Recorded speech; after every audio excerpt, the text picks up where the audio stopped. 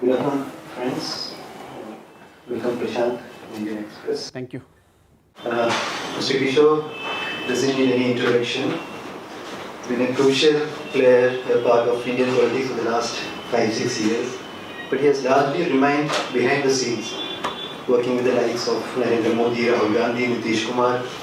Now, the last 2 months, he has come out, made a plunge to politics. So the format is, you can make an opening statement which you have said you don't want. So let's go to questions straight away. Yes, it's my pleasure to be here.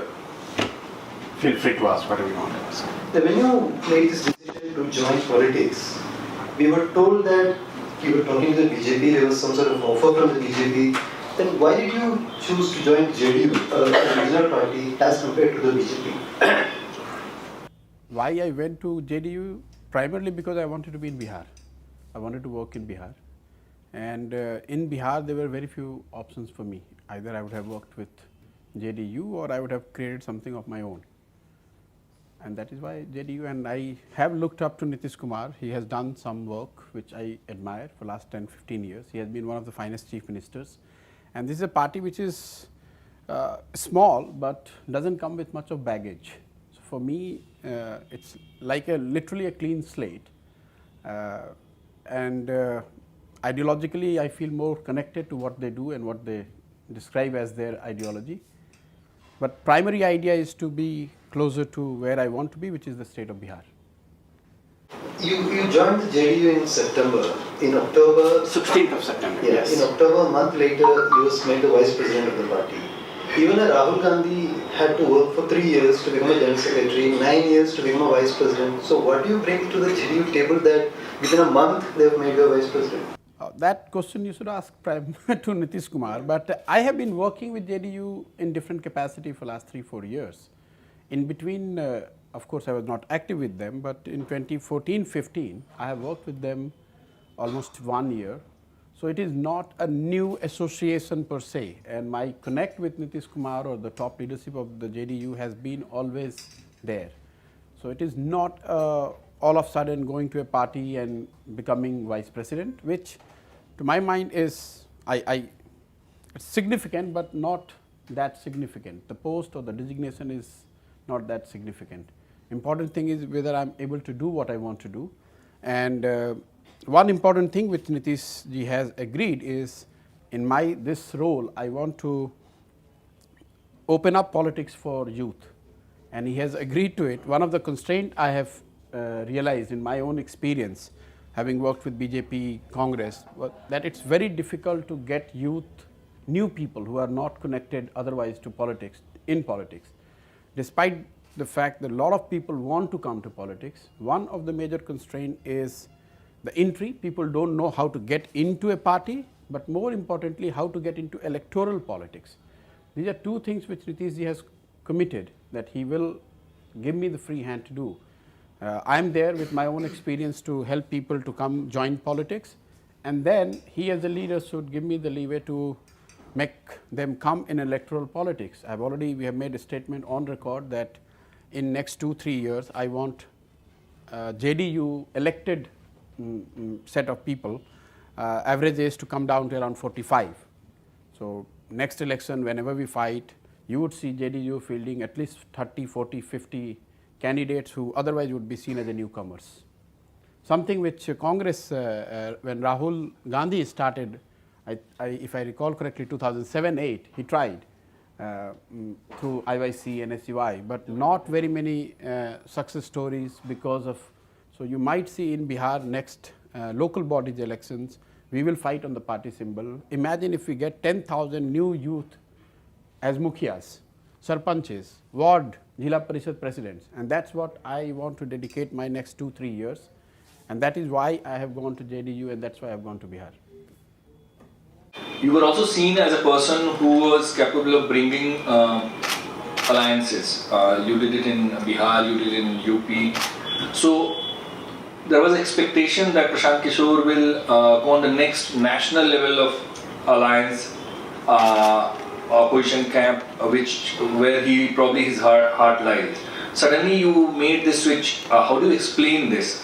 I mean, you used to earlier say that you are ideology agnostic. So now you are you've taken an ideological position in a way by joining a political party. So how do you reconcile these last few years of your political journey? First of all, I have never said that I am ideologically agnostic. This is what media said, because I have not been speaking. You write what you write and what you understand about me. I have stated my position when I spoke first at ISB Hyderabad that I am, in my own head, for the lack of better Indianized phrase, I consider my ideology closer to centre left. But I am also a firm believer that having ideology is very good, but it should not intoxicate you. You know, it suits parties, leaders, religious, political, social, any leader, for the followers to get intoxicated with ideology so that you lose objectivity. You are a follower of Congress, they don't deliver, but they want you to keep voting for them. I don't think that is the right approach. Just because I believe in ideology of BJP and they do something wrong, I shouldn't question them because I believe in ideology of BJP. I don't think many people would like to. Actually, if you ask, people don't agree with it. Regarding this coalition, first of all, I think we are highly overrated in terms of our ability to influence election or do alliances and all. Elections are won or lost by the leaders, by the party, the narrative they set, the people what they think of them. People like us on the margin bring some kind of order. That is it. In India, where elections are so vast, so big, no individual, no organization, no matter how capable he or she is, can claim to have a significant influence one way or other. So I do not see that I was instrumental in any which way in victory of 2014 or the alliance in Bihar or later on. In the course of the election process, campaign, sometime alliance becomes a reality and you work on it. As much as making a booth committee or getting a communication right or getting the press conference organized or rallies organized, alliances is just one of it. It's not that I'm an alliance expert or I'm a social media expert or I'm a booth formation expert. I'm none of it. We are there to do whatever parties expect or whatever is required to make process look more organized, managed, better managed in order to win. How do you assess the next election, 2019? What would be the importance of allies, for both sides, whether it is, BJP or Congress? How are you assessing the importance of allies in the coming elections? Arithmetic alone is not enough, no matter how powerful it is. So you can have as big an alliance as possible, but in my limited understanding, unless you have a narrative going for you, my sense is by and large BJP is in lead. They have to lose from here. But we all know with our experience, you can win or lose election in a matter of 10 days, 12 days. If you make a mistake towards end or closer to the vote, we have seen even not only in India, look at US, one statement and that changed the game. So anyone who is thinking that's a done deal, it's a little bit premature. But having said so, the way it is, if elections are to happen today, there's no two way about it that BJP should be in lead, at least as the single largest party.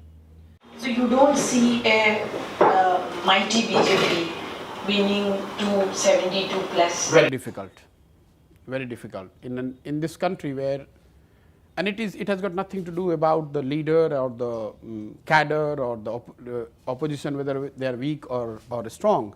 My sense is, in a country where 800 million people, close to 70% people if you look at that in terms of electorates, are not making 100 rupees a day, it is very difficult to gauge what is going on in their mind because they are voiceless. Those who are speaking and people like you or I or others are trying to gauge what the popular sentiment or mood is, are actually majority of the time we are capturing the sentiment of the people who have the voice. 800 million people or 700 million people do not have the voice, or even if they have a voice, they are not necessarily engaged in the political discourse of any kind, and that's why election results surprise at times, because they are busy with their survival. They are busy with doing what is needed to put the bread on their kids on the table. They are least bothered about what is election campaign BJP is doing, or Congress is doing, or Prashant Kishor is doing, or Nitish Kumar is doing. So the poorer people, if they are not expressing, that does not mean that they do not have a political opinion. The vote is equal for everyone, and that is why ruling parties are always, they look stronger, and especially under a strong leadership, ruling party looks even more stronger than what they are, because there is also fear factor playing. No one wants to say negative things about them, but that doesn't mean that they are going to vote same way as they are expressing themselves today. So I would say BJP is in lead, but anyone who is thinking that it's one way, there is no competition, there is no challenge, and BJP is sweeping, to my mind, it would be a wrong thing.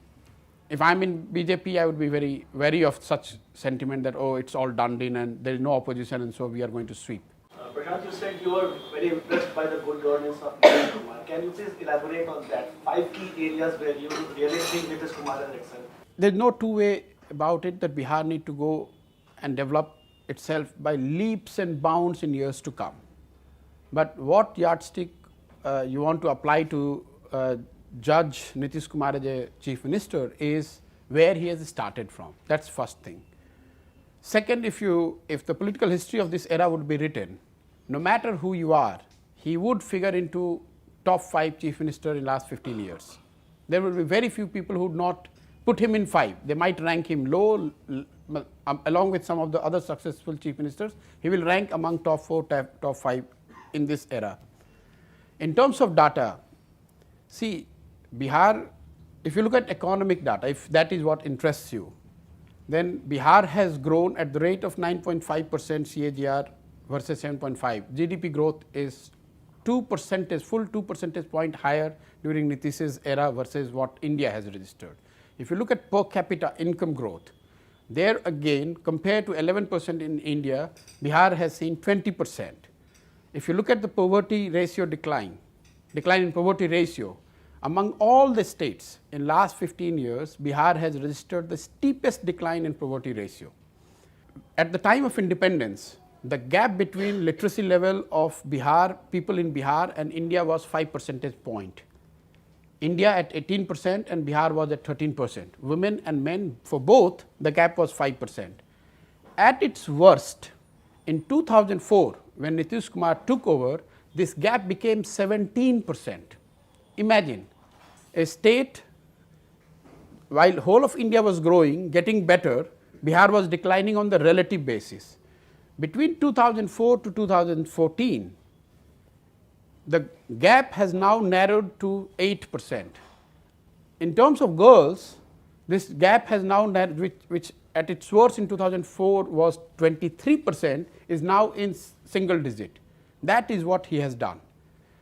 Now you talk about crime. Again, you have to look at the relative basis. Look at the data.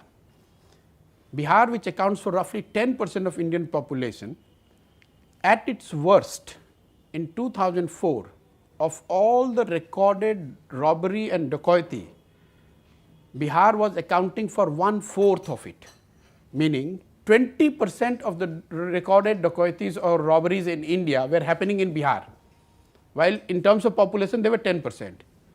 That proportion, that ratio has gone down to 4%. How do you say that law and order has become worst? This is the data. And there will be anecdotal evidence, there will be evidence, there will be incidents which still government need to be worried about. But when you judge a chief minister, you have to look at long-term data, you have to look at what they have delivered on income, on security, on well-being, on health. That means compared to other states, Bihar is relatively doing better. Even look at the electricity.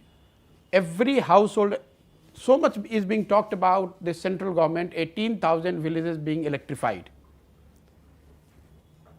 Since 2004, in Bihar alone, 22,000 villages has been electrified. Literally almost 55 to 60% of villages were not electrified. And now, just on this month, they have announced they have electrified every household much ahead of Uttar Pradesh. I have been telling this to Mr. Nitish Kumar also and publicly also, that gone are the days when you have you keep going back to the voter and say, give me vote because I have improved on what situation was there before I came. It's time he sets highest benchmark for himself. It's time Bihar competes with at least mid-level states like Rajasthan, Madhya Pradesh, Uttar Pradesh, rather than just keep comparing ourselves with what was there in 1990s. So in the last 3 years, the big what keeps made news outside of Bihar was prohibition. That was a big policy. It came, and now of course there's been some backtracking on some of the more draconian measures. How do you assess it as a policy man, the entire trajectory of this prohibition experiment? If you ask me, as 41-year-old, I believe in freedom of choice. Speech, color, religion, dress, what you want to eat, what you want to drink. But prohibition is something which could be debated and argued both sides. There is definite plus for if it is implemented on the ground correctly, then there is definite advantage for those who are at the bottom of the development pyramid. But the challenge is in implementation, especially if you are a state like Bihar, which is landlocked, and you are surrounded by 4 or 5 states. So the challenge on implementation remains, because if there is no liquor available, politically, socially, economically, it is beneficial. There is no two way about it. I am 100% convinced about it. The problem is the law exists, and if it is not getting implemented, then you don't get the benefit of absence of liquor, but you get all those who are consuming liquor, they are getting angry because they are paying more, and the women or those who were affected by liquor consumption, they anyway has to confront the same problems which they were earlier. So you lose on the both sides. It's a double-edged sword. If you are not able to implement it, politically it works if you implement it, but if you don't implement it well, be ready to pay a very heavy price. And that's why states like Andhra, where long back it was implemented and they slowly let it go, but at the early years it happens. It has happened in Bihar, but you already see they have at least taken out the draconian part of it, criminality which was attached to it. Slowly it should. If you look at what Gandhiji has said, because a lot of people find they try to justify it under Gandhi's what Gandhi has, but Gandhi has not talked about a state implementing it. He has talked about people living it on their own, and a state focusing on rehabilitation and support. There is demand for a law, an ordinance. People are saying they're getting impatient. Do you see it as a political narrative being built slowly in view of the Lok Sabha elections, and what is the JDU's stand on the Ram Temple issue? See, whenever there is election, different people, different section in a party also, they try to build the narrative which they believe is going to work in their favor. It happens in a small party, big party, BJP, otherwise also. As far as JDU is concerned, to the best of my knowledge, I am new to the party, so I don't know much about it, but I would like, whatever I could recall, their position is clear that the Supreme Court should decide, and whatever court decide, everyone should respect. I don't see we changing that position anytime soon. There is no reason for party to change. If you are implying that we are in NDA, and if such situation arise, what will happen? I'm sure party will deliberate it at the appropriate forum. But I do not see JDU, with whatever little capacity we have, we would change our position on this. The very fact that JDU is a separate party and is in alliance, it tells me that there are some issues on which we are in agreement, and that's why we are in alliance. But we are a separate party. That also tells us that there are issues on which we do not necessarily are in agreement, and otherwise we would have been in BJP. So what is the need of having a separate party? So alliance, yes, there are a lot of issues on which there is broad consensus or agreement, and that is why we are in alliance. But if on the issues on which we are not in agreement, we are not going to be changing that just because BJP wants, or for that matter anyone wants. Yes. So while you said it's leaders who win elections, a large part of the credit for the 2014 elections was for the win of Narendra Modi. It was given to you and the digital campaign that you and your team ran.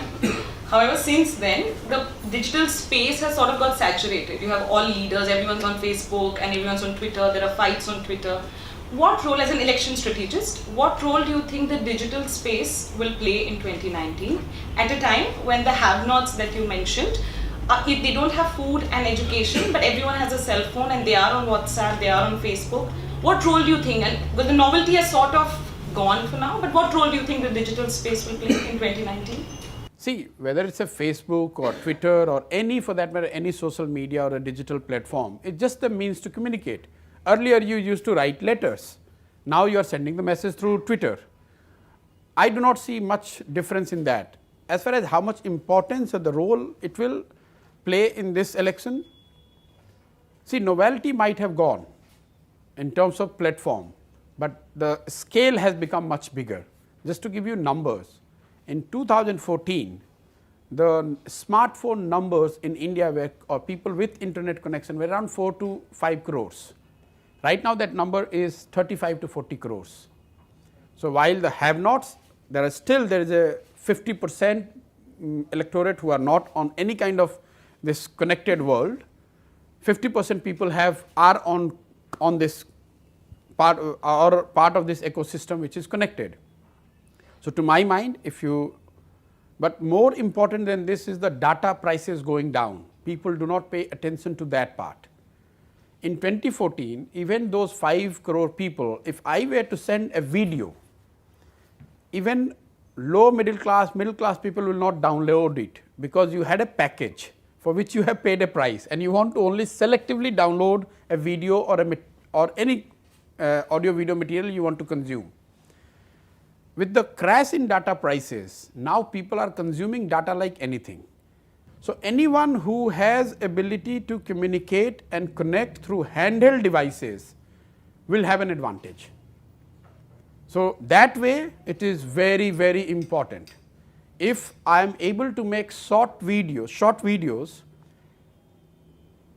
I will be able to connect better than someone who is trying to address a big rally, because a short video pushed through the network will reach to nooks and corners of India very quickly.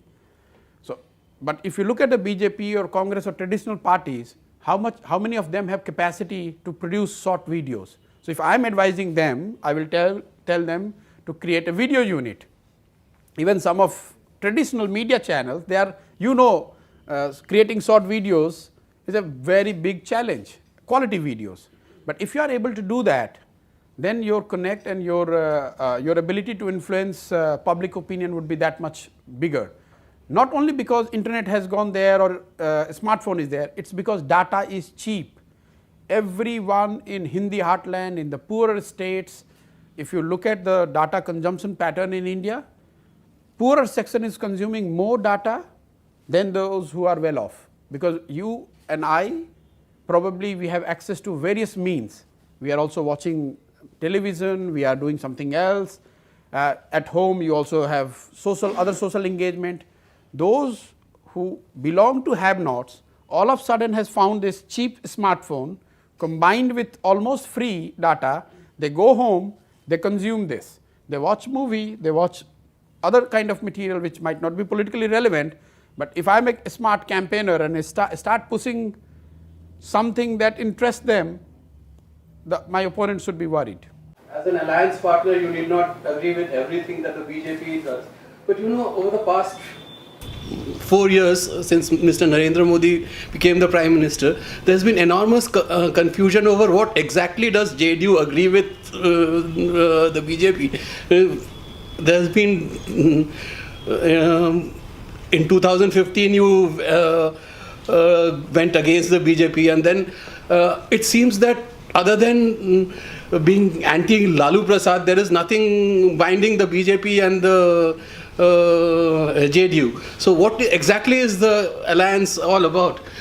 It's a valid question. In fact, you have been graceful to us by saying that anti-Lalu, because JDU was not even anti-Lalu, we joined hands with Lalu.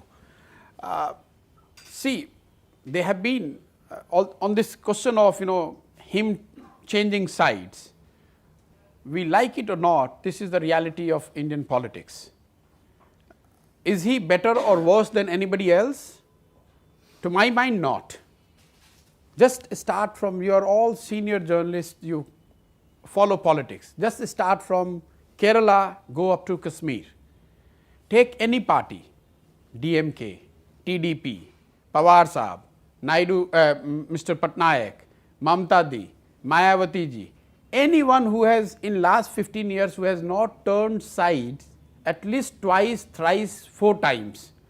But that does not mean that what Nitish Kumar does or have done is right or wrong. I am just giving you the context which you understand. Mr. Naidu, who was at the National Front, then moved to United Front, then moved to BJP, Bajpayee's government, then he went out of Bajpayee government, then he came into Modi's government, then he goes out of Modi government, then now he is championing the cause of those who will defeat Modi. My point, limited point is that if you are willing to trust him, then what is the logic or the reason you have to say that you cannot trust Nitish Kumar? In 15 years, he has been with BJP, he got wiped off when he went out of that alliance, and then he formed, for his political survival maybe, he formed an alliance with Laluji and he won and he left that. So he has an explaining to do, and I tell you why the reason, why he has to do much more explaining is because a lot of people in India started building that hope that he is the guy who will take on Modi. So when he turned from that position, you felt betrayed.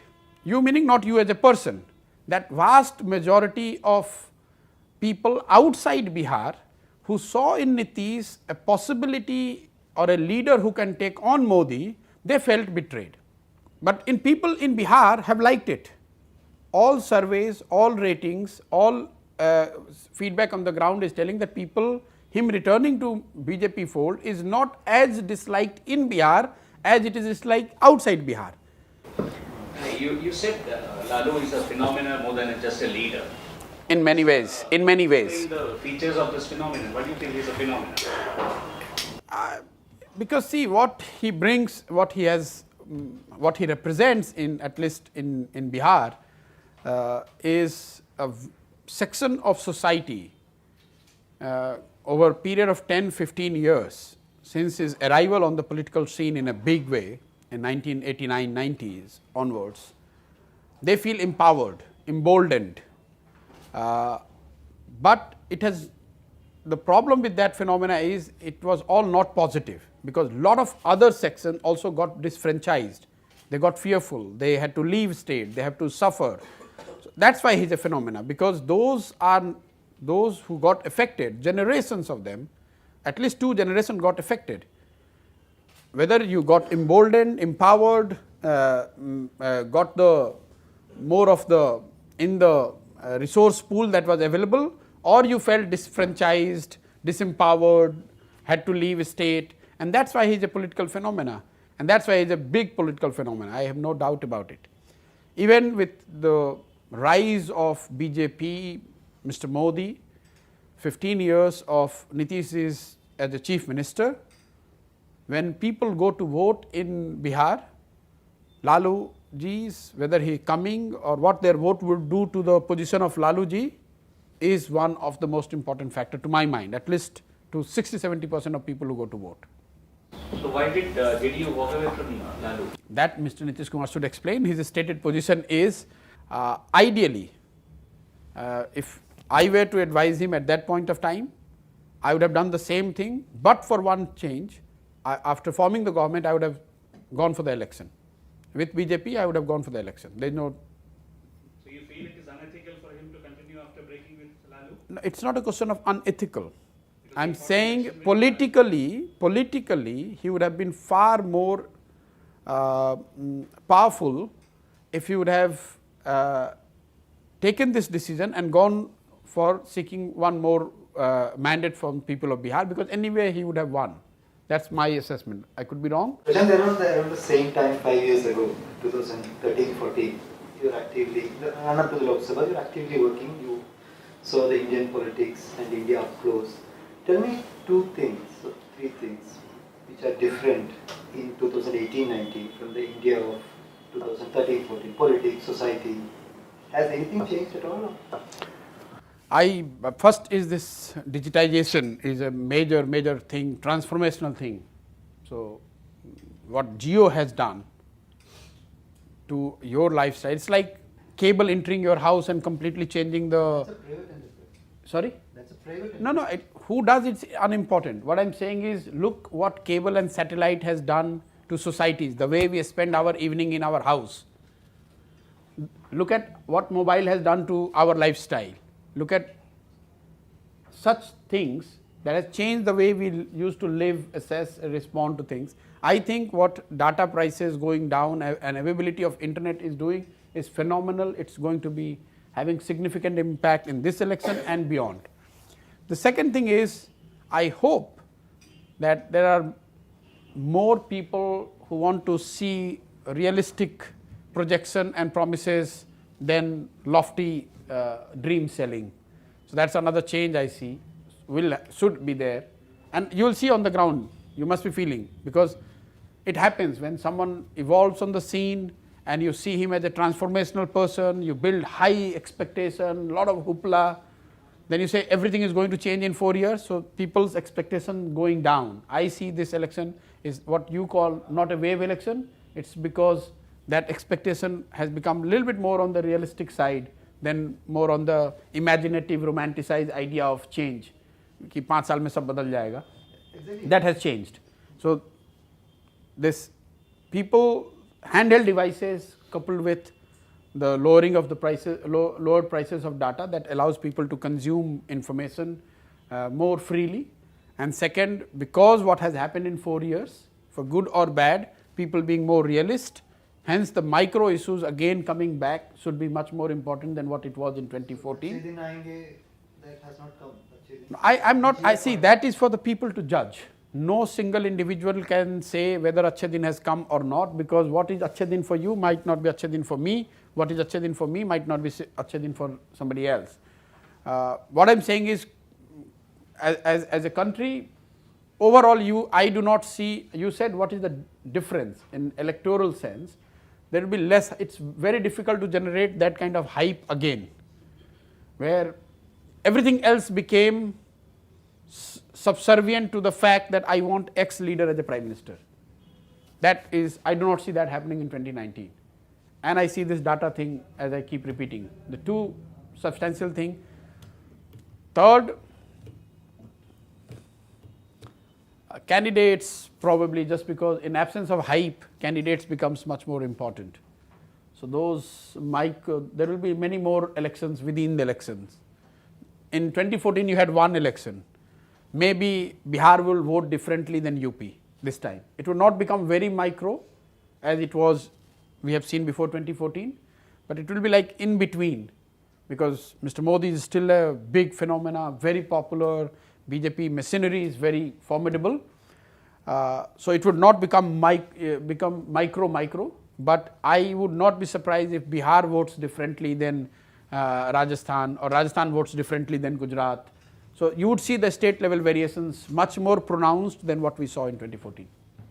How do you see, I mean, what difference that you perceive about Punjab, UP, Bihar, Andhra?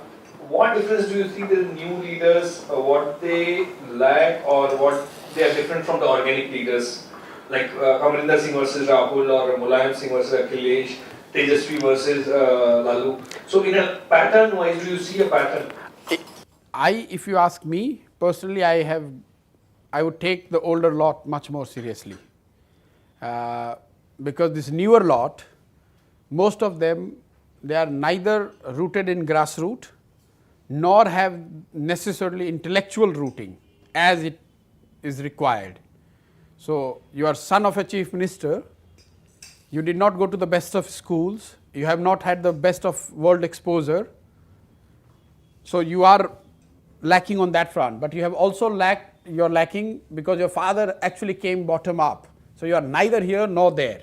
So if you ask me, any day Laluji is a much bigger, formidable opponent or an ally than Tejasvi ji. It's not a commentary on, because I have not worked with Tejasvi, so I don't know, he might be better, but this is, I'm talking in general. But the basis of that is that you need one of it. If two is there, you are invincible. But if you have you neither have grassroots rooting nor the intellectual rooting, then where do you stand? All you are standing is what your father has given it to you. And that's why some of them would find it going tough. Whenever they will be challenged by someone who has come on his own, they'll find it difficult. And that's why you see when someone like Mr. Modi comes, a lot of people do not realize what makes Modi as a person, as a leader, so formidable. Just spend 2 minutes looking at his experience. It's unique in India as we stand today. 15 years as Sangh Pracharak, that gives him a first-hand experience of grassroots social fabric of this country. Then 15 years as an organizer, that gives him understanding of how a political system operates in India. Then 15 years as an administrator. Put this 45-year experience at one side and tell me which other leader has this. Imagine when the man is fighting with you, he brings the knowledge, wisdom, understanding coming from this 45 years of experience. It's unique. So if you want to defeat, you need that. You need that grassroots understanding. You need the exposure. You need that administrative skill. You need that social understanding. That is why he is so formidable as a challenger or as an opponent. Because if you want to judge a political spread of the might of the party, to my mind, the best indicator is how many MLAs you have. Just go back and see what is the number of BJP today. It's around 1500. Congress in its heydays used to have 2200, 2300. जो एक क्लीसेड है कि हर गांव में कांग्रेसी मिलता है, वो अभी भी बीजेपी के लिए नहीं है. Because you can win Lok Sabha election, you can win states, but to have that kind of a spread out of 4,000 plus assembly constituencies, how many you are winning or how many you are number 2 is what actually gives real sense of what is your spread and what is your might on the ground. And just the last point on this, and that's why I say Congress is in secular decline since 1989, despite being in power for 15 years. Why the challenge for Rahul is that much bigger? Because Congress decline did not happen in 2014 or 2012. You plot a graph, you go back, plot a graph on number of assemblies. Congress has been number 1 and number 2, it's just one-way traffic. Since 1989, Congress is losing number of MLAs from 2200, now they are down to 700. In between you formed government because you made alliances. That does not mean that Congress became, as a party, became big or strong. That is what you, now the BJP is moving from 600 to now they have gone to 1500. For another 20 years, whether Modi is there, Mr. Shah is there, this dispensation is there or somebody else is there, once you cross 1500, the party is going to be one of the central political force for times to come. And I foresee another 20 years, BJP will be one of the central force and someone will come as a challenger. It could be Congress, somebody else. But you need to pay attention to those granular data rather than just looking at किसने जीत लिया, कौन state जीत लिया, कौन state हार गया. Those things are important. But if you really want to study the rise or fall, then you have to look at a little bit more nuanced information. So, should we see Prashant Kishor strategizing for Lalu and Rahul Gandhi in 2019? I will not strategize for anyone. I have said this to the Prime Minister also, who has been in talks for last 1 year, and a lot of people have reported, speculated, कि जब मुझे करना ही नहीं है, sir मुझे करना ही नहीं है अब, I am done with it. नहीं क्यों नहीं करिएगा 19 के बाद कीजिए. मैं सर हमें नहीं करना है. I am done and dusted with being this freelance. In your words, ideology agnostic guy who takes crores of rupees, which has never come to me except for the papers. I've told him that sir मेरे बस का नहीं है, मैं नहीं करना चाहता हूँ, and next 2 years this is what I want to do. See, but I also realized that when you do this, you have no control. Like voter, you do not have any control post a person's victory. And it is not about whether that person rewards me a post or he doesn't rewards with me a post. So I realized कि भाई it's a thankless job. मुझे अब नहीं करना है with all the satisfaction which I draw from what I was doing and the power and the might that you are working with, you know, as Shankarsan said, big daddies of who is who. So it's enough is enough. I want to really spend next 2-3 years advising people who want to come to the politics. If I can advise Modi ji and Nitish Kumar, I can also advise those who want to become Mukhya. And if I am able to do this to 10,000 people in Bihar, and I think it will open up a new domain.